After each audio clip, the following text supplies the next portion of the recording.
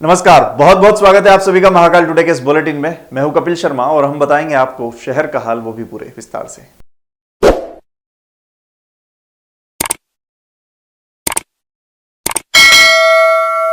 उज्जैन में तेज हवाओं के साथ हुई बारिश से महाकाल लोक में 6 मूर्तियां गिर पड़ी। उज्जैन में तेज बारिश और आंधी तूफान का असर महाकाल लोक पर भी पड़ा है। आंधी के कारण महाकाल लोक की मूर्तियां गिर गई। घटना रविवार शाम 4 बजे की है। जानकारी के मुताबिक सप्तऋषि की मूर्तियां गिरी है। प्रशासन की टीम मौके पर पहुंच गई है। वहीं इस पूरे घटनाक्रम में कांग्रेस ने भ्रष्टाचार के आरोप लगाए हैं। महाकाल लोक में सप्तऋषि की प्रतिमा तेज हवा के कारण नीचे गिर पड़ी, जिनमें से एक मूर्ति की गर्दन टूट गई जबकि 2 मूर्तियों के हाथ टूटे हैं। साथ ही कुछ मूर्तियों के माथे पर क्रैक के निशान भी आए हैं। महाकाल लोक में मूर्तियां गिरने की जानकारी लगते ही शहर कांग्रेस अध्यक्ष रवि भदौरिया और अन्य पदाधिकारी तुरंत महाकाल लोक पहुंचे, जहां उन्होंने आरोप लगाया कि इन मूर्तियों के निर्माण में करोड़ों रुपए का भ्रष्टाचार हुआ है। घटना के बाद आम श्रद्धालुओं का प्रवेश रोक दिया गया है। घटना के बाद प्रशासन में इतनी खलबली थी कि मीडिया को भी महाकाल लोक में जाने से रोका गया। मूर्तियां लगाने के समय बड़े बड़े वादे किए गए थे कि इन मूर्तियों में ना तो आंधी तूफान का असर होगा और ना ही ये खराब होंगी और ना ही इस पर बारिश का कोई असर पड़ेगा। लेकिन प्लास्टर ऑफ पेरिस और प्लास्टिक की बनी इन मूर्तियों में पहली बारिश में ही टूट फूट हो गई। यहां आपको बता दें कि प्रधानमंत्री नरेंद्र मोदी ने 11 अक्टूबर 2022 को उज्जैन में विश्व प्रसिद्ध ज्योतिर्लिंग श्री महाकालेश्वर मंदिर के नए परिसर महाकाल लोक का लोकार्पण किया था। 2 चरणों में बने महाकाल लोक के प्रथम चरण में करीब 356 करोड़ रुपए का काम हो चुका है। कुल 855 करोड़ रुपए के काम किए जाना है। जिस समय आंधी और बारिश का दौर प्रारंभ हुआ, बड़ी संख्या में श्रद्धालु महाकाल लोक में मौजूद थे। रविवार होने से वैसे ही भक्तों की संख्या ज्यादा होती है। हादसे में कई श्रद्धालु बाल बाल बचे हैं। महाकाल लोक के बनने के बाद उज्जैन में दर्शनार्थियों की संख्या 2 गुनी हो गई थी।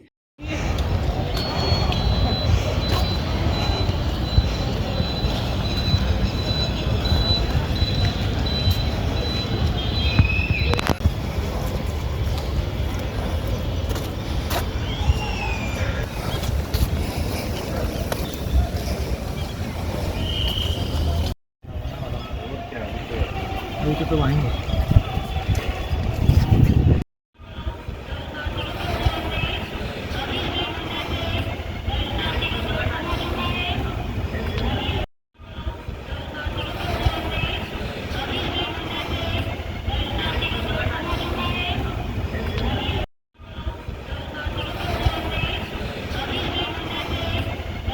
सुबह के समय सांदीपनी आश्रम के सामने पुराना नीम का पेड़ भी गिरा था, जिसमें एक कार दब गई थी।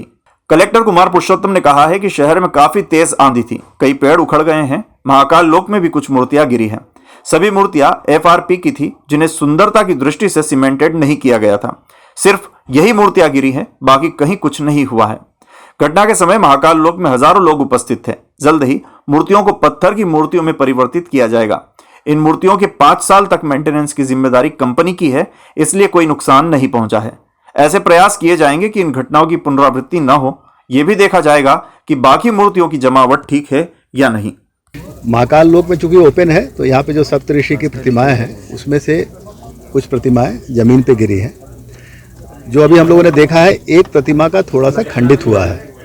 ये सारी प्रतिमाएं हम लोग ठीक करके, बेसिकली क्या, एक पेडेस्टल पे लगी है और पेडेस्टल पे इस तरीके से प्लेस किया गया था कि उसको कोई हम लोगों ने सीमेंटेड नहीं करा था, क्योंकि उससे थोड़ी खूबसूरती प्रभावित होती थी। अब इतनी तेज आंधी में चूंकि नुकसान हुआ है, तो इसको हम लोग 3 दिन में ठीक करके व्यवस्थित कर देंगे। आपने देखा होगा, इतने बड़े महाकाल लोक में और कहीं भी किसी तरह की क्षति नहीं है। मैं किसी कार्यक्रम में जा रहा था, पता पड़ा कि महाकाल लोक के अंदर मूर्ति टूटी हुई पड़ी है। मैं तुरंत यहाँ पर आया। मैं शहर कांग्रेस कमेटी का अध्यक्ष हूँ, रवि भदौरिया मेरा नाम है।